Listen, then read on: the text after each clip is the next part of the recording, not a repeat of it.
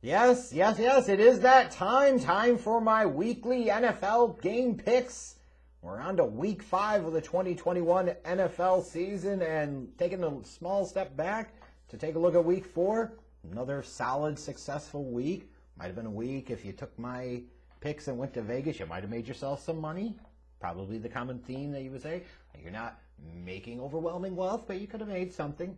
11-5 picking the winner straight up, and probably more importantly 10-6 picking against the spread. So looking at season to date, I'm 42-22 picking the winners and straight up, and 41-23 picking against the spread. So as always, would like to do better. Would like to get more of them right. I'd like to consistently get 12 or 13 games right every week, but sometimes there's just shit that's hard to account for. Sometimes teams go out there and lay a fucking egg. Sometimes teams go out there and have key guys get hurt, like any number of things. Like, I look at, like, the Cardinals and Rams game last week. Like, who the hell envisioned the Cardinals winning that one by 17 points? You know what I mean? Like, sometimes it's why you play the game, because you never know, no matter how much we think we know.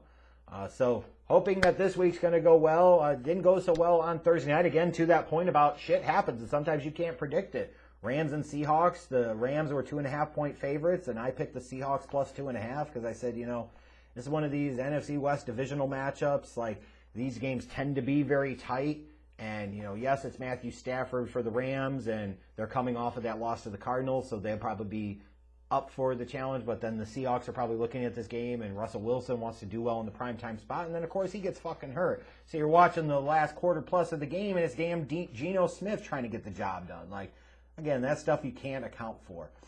So obviously the Seahawks did not cover, did not win. But hopefully that's not a harbinger of the things to come for the rest of week 5. We shall see. I believe this is the first week that I didn't get the pick and the spread right, so on Thursday night. So let's hope it's not a bad sign.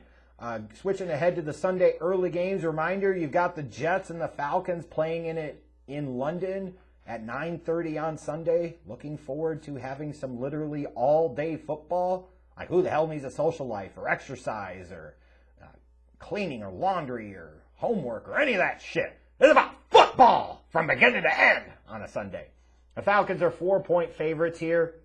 The Falcons coming off of that heartbreaking loss at home last week to the Washington football team. Good Christ almighty. The Jets coming in with a little bit of momentum, getting their first win of the year, beating the Tennessee Titans in overtime. I like the Falcons in this spot. But there's also that piece to me that says, the Falcons stink. So even though the Jets stink, the Falcons do too. Like, the Jets could keep it close. So I do like the Falcons to win, but maybe I'm hedging my bets here a little bit. I will pick New York to cover the 4-point spread. Green Bay travels to Cincinnati to take on the Bengals. To me, this is an easy pick. Like, I don't buy into the Bengals. I don't believe in the Bengals. Yes, they're 3-1, but they lost to the Bears.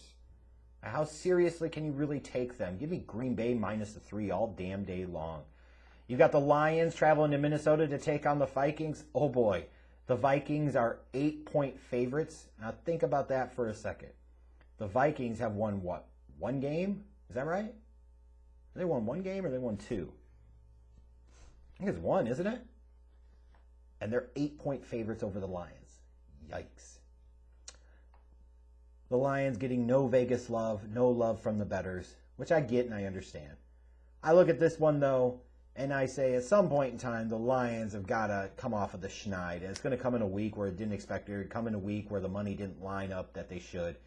I'm going to go crazy here because I look at last week's performance against the Bears and I say, this is a team coming off of losing at the end because of a 66-yard field goal that doinked in off of the crossbar from Justin Tucker.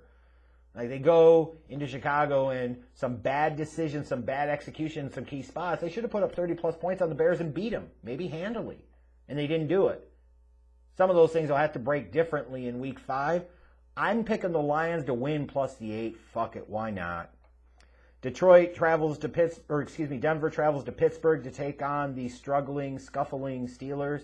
Now, you imagine how they looked in week 1 against Buffalo, and now they've lost 3 consecutive games that we would be here. Meanwhile, Denver coming off their first loss of the year against Baltimore on Sunday. Denver's a 2-point favorite here. Big Ben is washed, but what's going to go on with that quarterback situation in Denver? How are they going to look? They're on the road. I like the Steelers to win here. Give me Pittsburgh plus the 2. You've got Miami with Jacoby Brissett traveling to Tampa Bay to take on Tom Brady and the Bucs, who are smarting off of their, still their first loss of the season a couple of weeks ago. I like Tampa Bay in this spot. Give me the 9.5. They were able to go into New England on Sunday night and kind of survive some of the buzz and the weather and the hoopla around Tom Brady and all of that. They barely won there. It wasn't an impressive performance by any stretch of the imagination, but you got it done on the road. Here they're coming back home. I like Tampa minus the 9.5. New Orleans traveling to Washington to take on the Washington football team. I like New Orleans minus the 1.5. I know Washington just got a win on Sunday, but I think that's smoke and mirrors. And I think when you look at the Saints right now, it's like good game, bad game, good game, bad game. And on the rotation, it's time for a good game. So I'll take New Orleans. You got the Eagles traveling to Carolina to take on the Panthers. Panthers coming off of their first loss of the season. Eagles losers of 3 in a row now. Two teams that appear heading in slightly different directions, even though they both lost in week 4. I like the Panthers here minus the 4. Tennessee traveling to Jacksonville to take on the Jaguars. Oh boy, Tennessee's a 7.5-point favorite. And granted, the Jags stink. And Urban Meyer is doing a terrible job. And Trevor Lawrence hasn't exactly lit the world on fire. But that division stinks. And the Tennessee Titans right now also kind of stink. Am I wrong here? 7.5 points feels like a whole hell of a lot of disrespect for the Jags. I think Tennessee will win, but yeah, give me Jacksonville plus the 7.5. That spread is really tempting. And then you've got New England traveling to Houston. If Davis Mills is starting this one, this could be another ugly blowout. Give me New England minus the 7.5 for sure. Switching over to the late games on Sunday, you've got Chicago traveling to Las Vegas to take on the Raiders. The Khalil Mack Bowl, the second edition. And neither one of those teams won it at the end of the day, so who fucking cares? Give me the Raiders minus the 6.5. You've got the Browns traveling to Los Angeles to take on the Chargers, which certainly I'm sure will be a de facto home game for the Browns because the Chargers are in LA and nobody cares, and it was one of the stupidest things they ever did was move out of San Diego. But I like the Chargers in the matchup. Give me them minus the 0.5 point. Giants taking on the Cowboys. The Giants are 8.5-point underdogs. I get it. The Giants are not a good team. Dallas looks like they could be a problem in the NFC. Let's be clear. They're easily the best team in that division. Sometimes these divisional matchups, though, can be a little closer.